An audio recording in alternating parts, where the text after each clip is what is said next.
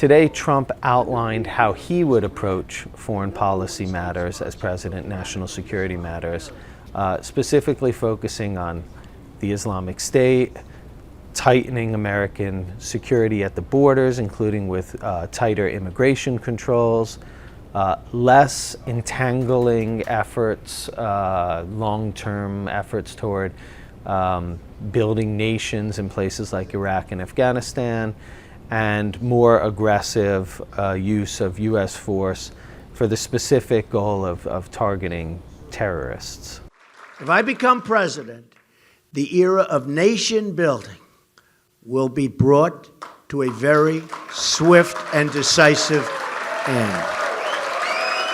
So one of the things that Trump tried in his speech on Monday was to describe Hillary Clinton and President Barack Obama, as nation builders, saying that this is a foolhardy policy and that he would be more realistic and focus on security. But it's a strange allegation against especially Obama, given that he's been very careful about avoiding large-scale military conflicts, and especially the type that we saw under the Bush administration to try to impose regime change or desired democratic revolutions in places like Iraq and Afghanistan. I was saying this constantly and consistently to whoever would listen. I said, keep the oil. Keep the oil. Keep the oil.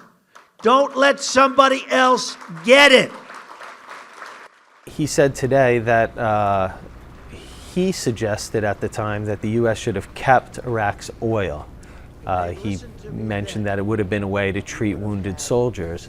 But if he wasn't into nation building, it's interesting that he would be into a long-term occupation of Iraq, perhaps forever, given its vast oil reserves. If the United States were to keep the oil, it would require a tremendous military effort.